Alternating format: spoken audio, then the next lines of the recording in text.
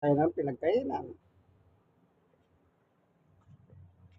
Alam nyo, pag tutulog kayo sa mga pinagkainan, lalambot ang inyong mga palad. Ano pa? Lalambot ang palad, walang kalyo.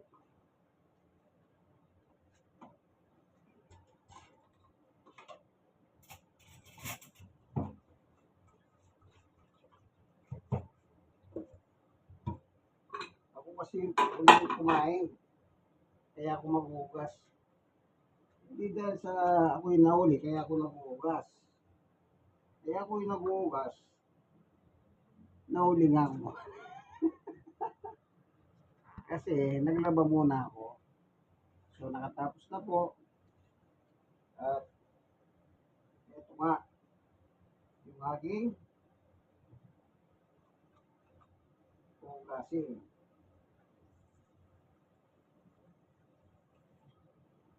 Kaya kayo po, payo ko sa inyo, tumulong kayo sa gawaing bahay sa inyo. Lalo na po ako, senior na ako, ah, stroke nose at PWD.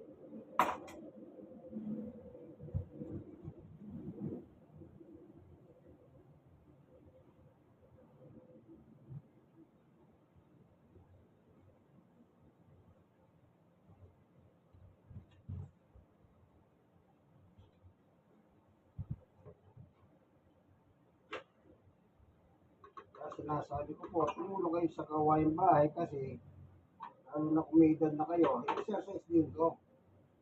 Hindi lang exercise.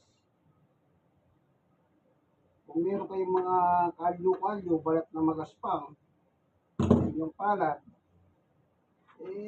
mawawala. Kikinisin ka na. Kikinis ang inyong mga palad. Po,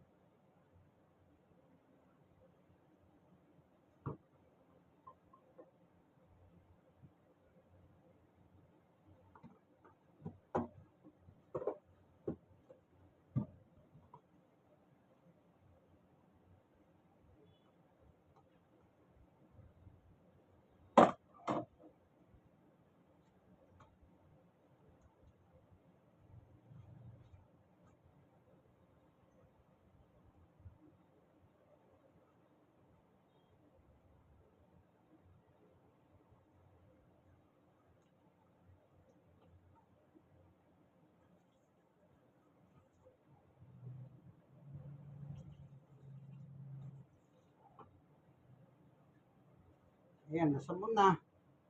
Hugasan na lang. Ang hugas naman, 2 beses. Kung inyong kaibigan Jesus Brother Manny Bautista, taga-hugas. Ang tunay na macho man ng Tondo, Manila at ng buong Pilipinas. Yan po yung hugasin natin na. Mga pinagkainan namin ngayon. Lutuan, pinagkainan ngayon tanghali. Kasi ako nang nahuling kumain kasi katatapos ko lang maglaba, kaya ako na rin ang maghuhugas. Thank you for watching. Sana meron po ako napa-inspire sa inyo. Senior ako, stroke nurse at PWD, pero gumagawa pa ako ng gawain bahay dahil sa mahal kong pamilya. Amen. God is good all the time.